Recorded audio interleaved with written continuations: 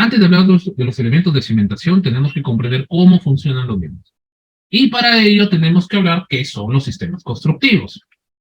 Entonces, un sistema constructivo es la manera en cómo nosotros organizamos los elementos constructivos o los sistemas, elementos estructurales para que al realizar la descarga de fuerzas, ¿no? Esta se realice de la forma más eficiente posible. La vez pasada estuvimos conversando que dentro de las muchas formas de hacer este tipo de sistemas, este tipo de trabajos de descarga, había sistemas muy eficientes, pero también tenían el problema de quizás ser muy costosos o no tener en nuestro medio, no tener la capacidad tecnológica para ejecutarlos, disponibilidad de mano de obra, entre otras cosas. Por ejemplo, digo, vamos a hacer estructuras laminares de madera, que aunque parezca chiste, pero en realidad la madera, por naturaleza, tiene niveles de resistencia estructural más sólidas que el concreto. Entonces la pregunta sería, ¿y por qué no lo hacemos con madera si tenemos toda una Amazonía con muchos árboles? Uno, porque no todos muchos de los muchos árboles son maderables, o están en etapa adulta, o se encuentran dentro del catálogo de especies disponibles para intervenir. O eh, porque probablemente necesitaríamos mucha mano de obra calificada, y mucha maquinaria que probablemente no tenemos, ¿no? Entonces, en este caso, el concreto se presta como más eficiente, bueno, más práctico, dado que si bien es cierto, gasto más en material, gasto más en mano de obra, transporte, peso, pero es más viable en todo caso, ¿no? Requiere menos mantenimiento. Bueno,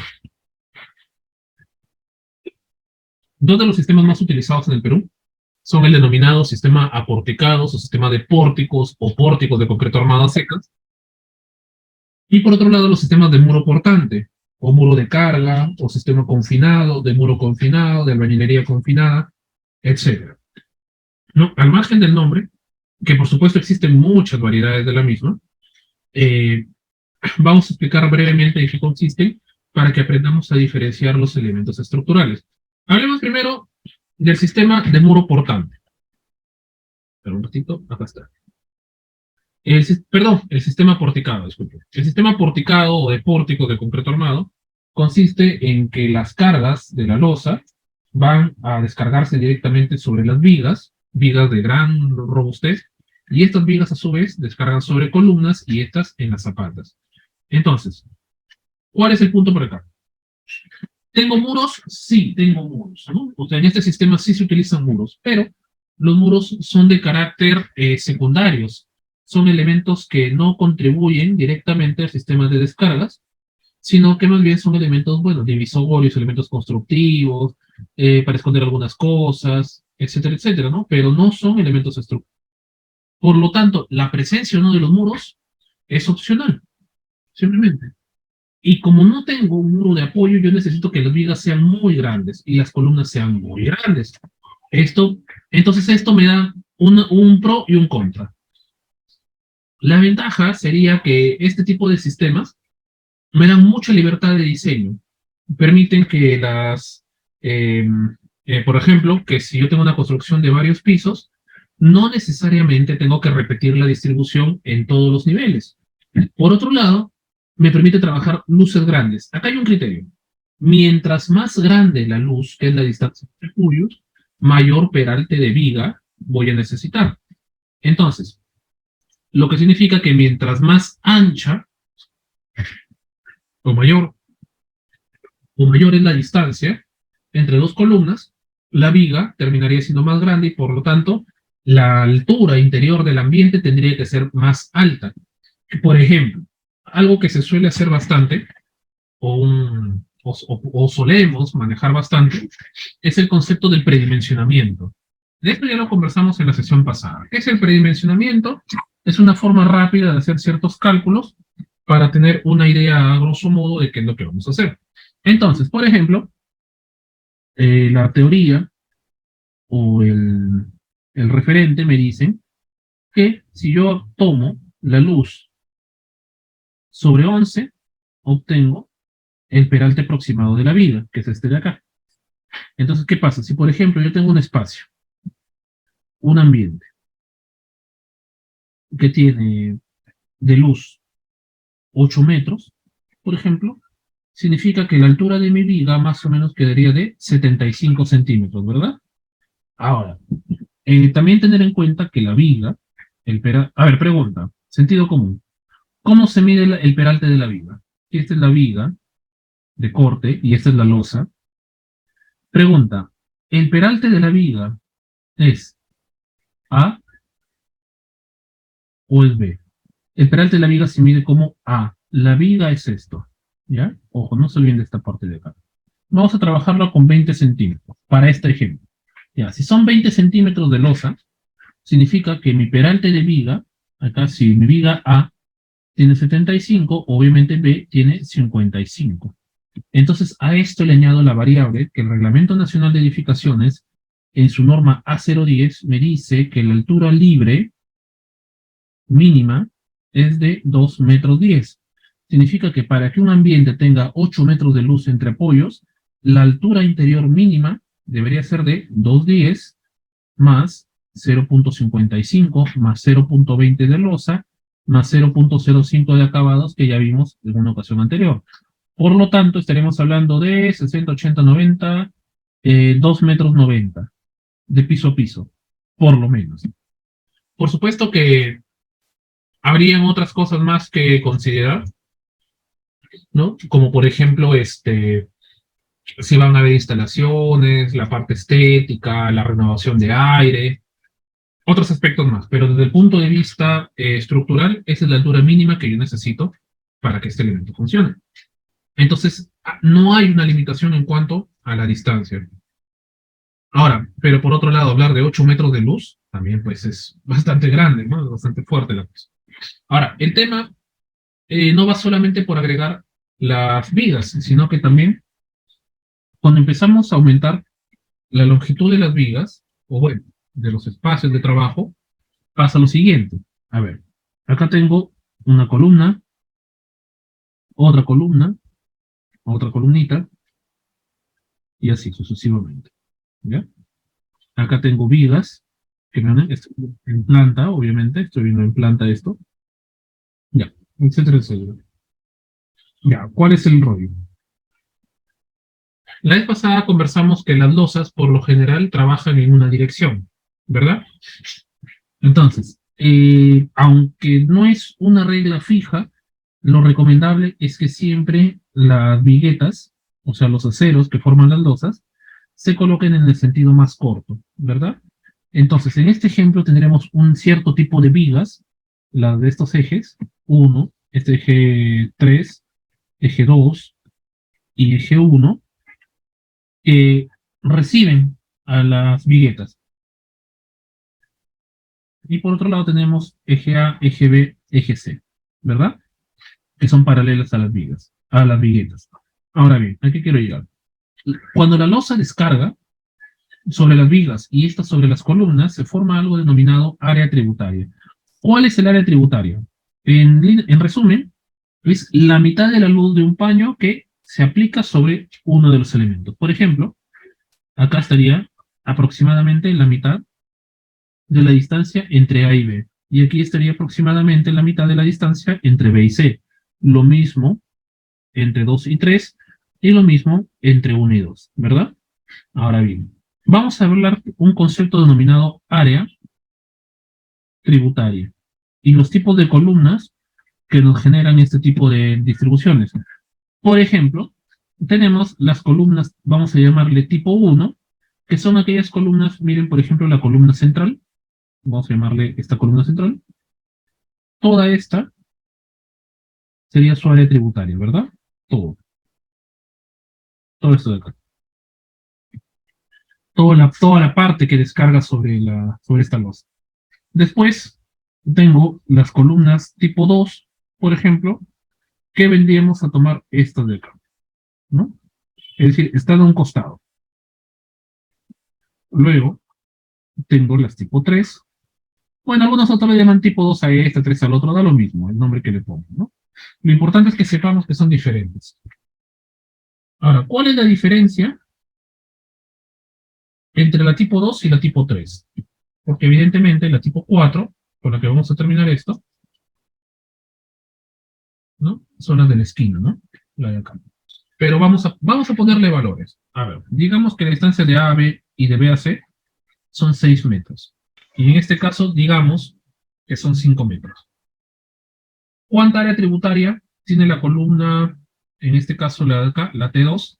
Tendría 3 de un lado, más 3 del otro lado, más 25. Sería 3.25 por 250 más 25 por 275. ¿Cuánto tendría la columna de acá, de la parte de la izquierda, la tipo 3? Tendría la mitad del paño, que serían 3 más 25 de lado. Perdón, serían 6.25, discúlpenme, en la primera. 3 de este lado, más 3 de este lado, más 25 en la columna, 6.25, más 250 más 25. Y en el otro lado serían 3 más 25, y en este lado serían 250 más 250 más 25 por 5.25. A ver, vamos a ver cuánto nos sale. 6.25 por 2.75 nos dan 17.19 metros cuadrados. Y en el caso número 2, tenemos 5.25 por 3.25 nos da 17.06. O sea, es prácticamente lo mismo. Pero hay una diferencia más marcada todavía, mucho más marcada. Y el hecho es que las viguetas descargan sobre este eje, no sobre este, directamente. Así que el compromiso de carga de la columna que está en el eje B3 va a tener mucha mayor carga que la que recibe en la columna del A2. Sin embargo, no significa que la A2 no sea importante, porque también va a trabajar dentro del sistema estructural. Exacto, ya, exacto. Técnicamente hablando, cambiaría el sentido de los momentos. ¿Qué es un momento? ¿A qué se le llama momento en el caso del término de las estructuras? Es la fuerza de palanca que ejerce una edificación sobre sí misma. ¿Por qué? Porque toda edificación, ¿no? Mantiene algo llamado centro de gravedad. Bueno, todo cuerpo tiene algo llamado centro de gravedad y centro de masa, ¿no? El centro de masa es el centro geométrico bueno, el centro de su forma geométrica. Y el centro de masa es donde está acumulado la mayor cantidad bueno, vale decir su nombre, de masa del cuerpo. Donde podríamos entender mejor este punto es, por ejemplo, ¿han visto los buses interprovinciales de las empresas que no son tan formales? ¿Han visto cómo son más o menos? Por ejemplo, cuando nos vamos de paseo a la playa, de turismo al campo, qué sé yo, pasa lo siguiente, ¿no? Por ejemplo, visto de frente, ¿no? Acá yo tengo un bus, con sus orejitas que le ponen ahora, ya está, ahí con sus farolitos, ¿ya? Más o menos por ahí. Ahora, pregunta, en los buses formales, de las empresas formales, ¿dónde está la carga? ¿En el techo o casi al ras del piso? ¿Dónde tiene su carga pesada? Abajo, ¿no? En la bodega, porque incluso si recuerdan, ustedes suben una escalerita. Entonces, en este tipo de buses, la mayor carga está por acá, ¿verdad? Casi al ras del piso. En cambio, en los buses de las empresas no tan formales, ¿no? O las pequeñitas, qué sé yo, que de verdad ni siquiera deberían rodar, ¿no? ¿Dónde está la carga? ¿Y qué tiene que ver esto con estructuras? Muchísimo que ver. La carga está por acá, ¿verdad? ¿Estamos ahí? Ahora, ¿qué es lo que va a pasar por acá? Cuando viene la curva cerrada, ¿no? Y hace todo un giro y ya se genera la fuerza centrífuga. ¿Qué pasa con el bus de color verde? Le voy a dar un alcance. A ver, ¿cuál creen que es el centro de masa? ¿Qué es lo más pesado del bus? ¿El chasis? ¿Los pasajeros? ¿O la carga? ¿Qué es lo más macizo, lo más denso, lo más pesado? ¿Dónde está? La carga, ¿verdad? Muy bien. ¿Y cuál será su punto de apoyo? Su punto de gravedad. ¿Dónde está? en el piso, ¿verdad? En el piso, al centro. Esto aplica en los buses, en las edificaciones es distinto. Ahora, ¿qué es lo que pasa? Cuando viene el bus gira y se mete en una curva cerrada, lo que pasa es que yo tomo esta distancia desde su punto de apoyo hasta el punto de la masa y se genera, ¿qué cosa? Una palanca, ¿no? Se genera una palanca o, ya así hablando en términos estructurales, un momento, ¿no? Bueno, en este ejemplo sería un momento pendular además, pero esa es otra cosa. El hecho es que el punto es este. ¿Por qué la sufre más el bus de color verde respecto al bus de color celeste? Porque tiene un momento mucho mayor y por lo tanto más peligroso y por lo tanto más inestable. Es lo que condiciona eso. Si llevan ambos la misma carga. Y claro, ¿por qué el bus de color verde sufre más el movimiento de palanca que le genera su carga respecto al celeste? ¿Por qué? Por la ubicación, por la distancia que hay entre los puntos de apoyo y el centro de masa, ¿verdad? Entonces, la teoría es esta. Teniendo un centro de masa y teniendo un centro de gravedad y habiendo una distancia entre ellos, mientras mayor sea la distancia entre el centro de masa y el centro de gravedad, igual es peor. Es lo peor que nos puede pasar. Entonces, por ejemplo, en edificaciones, ¿qué es lo que pasa? ¿Por qué? ¿No? Explicación para los amigos arquitectos que están empezando el tema. ¿Por qué gusta tan, o no es que nos guste, sino por qué la necesidad de que las edificaciones normalmente se generen con formas rectangulares y regulares? No es por capricho ni por falta de imaginación, sino que forzosamente este tipo de edificaciones hacen que su centro de masa, que generalmente está al centro, coincide con su centro de gravedad, que en este caso particular también está al medio. Pero cuando la edificación es irregular, por ejemplo acá, cambia completamente las reglas de juego. ¿Por qué? Porque, por ejemplo, en este caso, ¿no? Vamos a ver qué pasa con mi centro geométrico, mi centro de gravedad. ¿Cuál será? Pues, proyecto acá, más o menos, ¿verdad? Ya, pero si yo busco mi centro de masa, es decir, dónde está acumulado el punto medio de toda la distribución de las cargas que tiene la edificación, entonces yo diré, bueno, más o menos, sacando cuentas, sería, tendría que sacar todo el área y ver allá. Más o menos es L2 tercios por acá, L2 tercios por acá, y más o menos me va a dar por aquí, el centro de masa.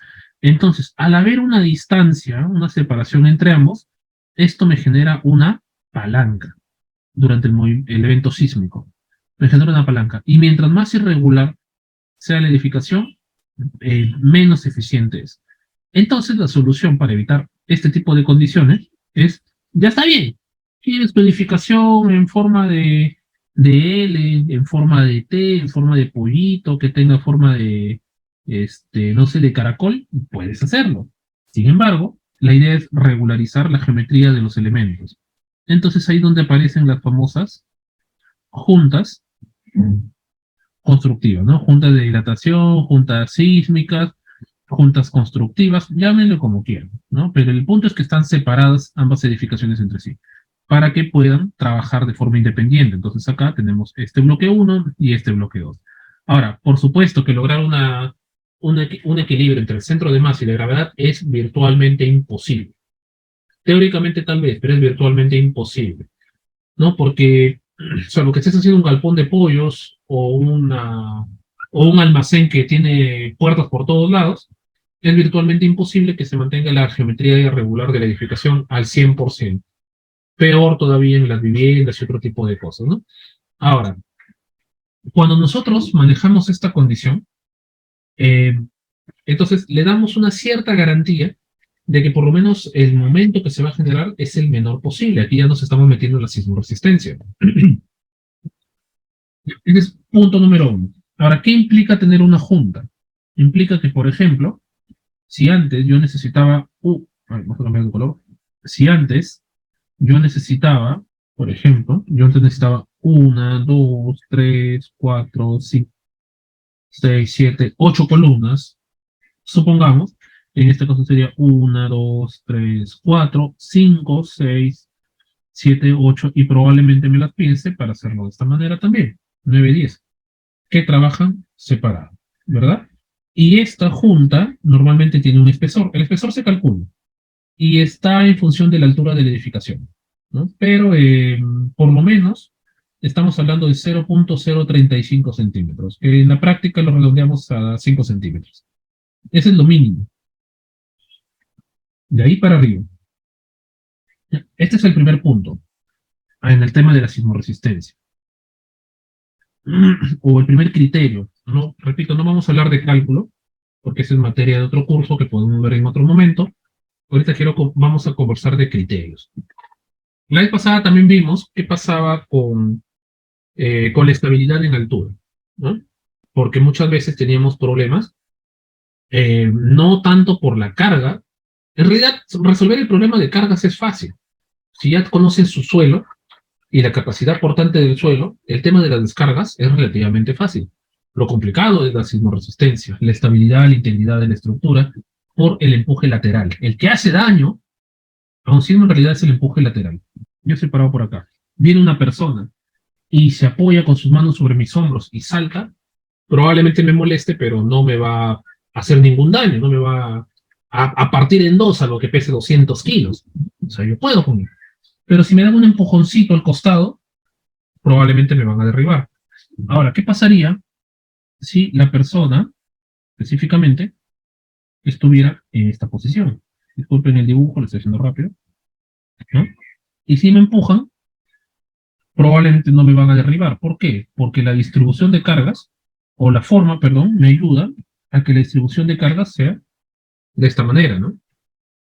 La lógica es que mientras más vertical, más esbelto es el elemento, más susceptible es, y más alto, más susceptible es al elemento de palanca. Pero cuando yo cambio la forma, ¿no?, al aspecto trapezoidal, entonces aquí va cambiando. La palanca es mucho menor que genera, ¿no? Y más bien mejora la distribución de cargas. Por eso la lógica de las pirámides, de las mastabas de la antigüedad, ¿ya? Pero, veamos, siendo honesto, esto es virtualmente, ya no lo usamos, ya no construimos de esta manera, ¿no? ¿Por qué? Por la sencilla razón que ahora necesitamos el espacio útil en la parte de abajo, ¿no? Un edificio de departamentos. A ver, pregunta. En los edificios de departamentos que ustedes conocen, voy a dibujar 3 puntos, ¿ya? Voy a buscar zona A, el primer piso, zona B y zona C, en la azotea. ¿Cuál les parece a ustedes que es el lado más débil, más frágil? Normalmente, ¿qué hay en los primeros pisos? Estacionamientos. Entonces, generalmente solamente están las columnas. En cambio, en la parte superior, como tengo mucha masa, tengo la posibilidad de tener muros de carga, de corte, ¿no? Compensar algunas cosas. Entonces, a esta condición, cuando tengo pisos con muy poca masa y sobre estos pisos con mucha masa, es un defecto, bueno, es una condición de la construcción denominada piso blando. Y se suele dar mucho en los edificios de departamentos, donde el primer nivel prácticamente está vacío, ¿no? No tengo muros de soporte, no tengo muros de apoyo. Las columnas deben ser muy esbeltas para permitir la distribución de los estacionamientos y arriba tengo mucha masa concentrada. Y de Yapa, acá arriba, tengo, ¿qué será este cachito de acá arriba? Este puntito de la parte superior. El tanque elevado. Y el tanque elevado presentará una gran carga o será una carga insignificante. En el peor de los casos sería 1 tonelada solamente en el agua, sin contar la estructura misma. Pero si estamos hablando de un edificio de altura, pues es obvio que por lo menos estamos hablando de 5, 6, 10, 12, 14, 15 toneladas concentradas en un solo punto, elevadas sobre un par de patitas. Entonces, esto de acá, lo que tenemos es un piso débil, mucha masa concentrada y una gran masa adicional en la parte superior que funciona aparte a modo de un pináculo, exagerando todavía la situación, ¿no? Entonces son criterios que vamos a tomar, y aquí hablamos de irregularidades. Y peor todavía, si luego venimos y hacemos grandes volados, por ejemplo, ¿no?, un gran voladizo, ¿no?, también en altura, en corte, perdón, también es una condición fuerte para trabajar, ¿no? Porque acá no solo estás trabajando contra la gravedad, sino además con todas las irregularidades de lo que hemos conversado. Tenemos por acá el centro de gravedad, Por acá tenemos el centro de masa, pero tenemos una condición de que esto está generando una carga muy fastidiosa, muy fuerte, ¿no? Son fastidiosos de trabajar los volados. Me está generando mucha torsión en este lado. ¿Qué es la torsión? La torsión es el efecto por el cual un cuerpo, ¿no? Es obligado o es intentado obligar a girar sobre su propio eje, por ejemplo, ¿no? Mientras que esto, en esta vida, este elemento está así, por ejemplo, vamos a dibujarlo acá.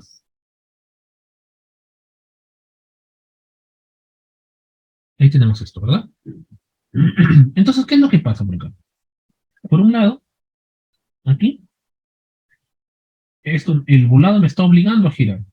Pero por otro lado, tengo la reacción, por supuesto, ¿no? En el encuentro, en la unión, en el apoyo.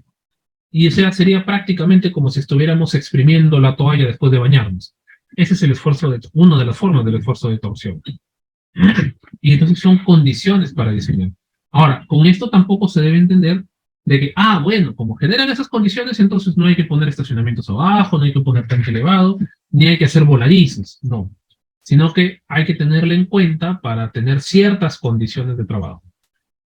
Una de las formas prácticas, por ejemplo, para que no tengamos este tipo de problemas, es, voy a hacer mi estacionamiento.